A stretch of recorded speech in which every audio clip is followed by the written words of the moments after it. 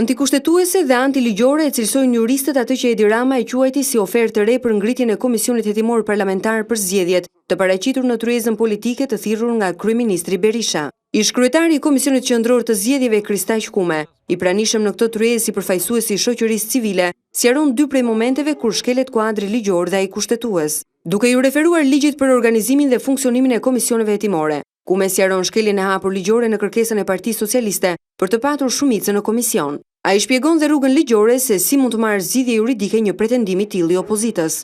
Nëse bie dakord që për hetimin e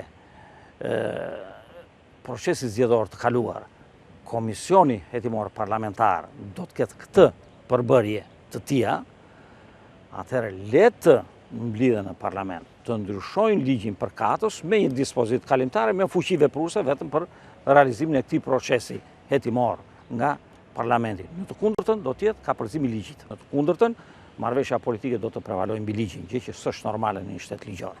Një tjetër pikë në kërkesën e Partisë Socialiste është objekti i pakufizuar i hetimit. Këtu juristi i njohur sjell në vëmendje të opozitës vendimet e gjykatës kushtetuese, që si kundër thot, e kufizojnë këtë objekt. Andaj rruga më e drejtë sipas tij është përcaktimi i qartë i asaj që socialistët kërkojnë të hetojnë. Kërkesa për të pranuar që ky komision hetimor të ketë objekt të pakushtëzuar në hetimin e tij, duke i referuar pastaj gjithë dokumentacionit legjislativ që i referohet punës të komisioneve, bie ndesh me to.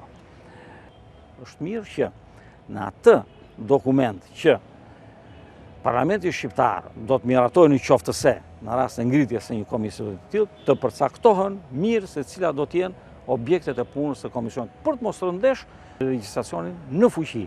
Vendimet e gjykatës kushtetuese të cilat kanë mirë përcaktuar cilat janë objektet e hetimit të komisioneve hetimore parlamentare. Ky qëndrim i juristëve vjen vetëm një ditë pas kërkesës së paraqitur nga kreu i Partisë Socialiste, të cilën vetë ai preferoi ta quante ofertë të re për mazhorancën, që do të jepte fund ngërçit politik në vend. Por më shumë se sa e tillë, juristët shprehen se asgjë nuk ka ndryshuar në formë e përmbajtje të pretendimeve të Ramës.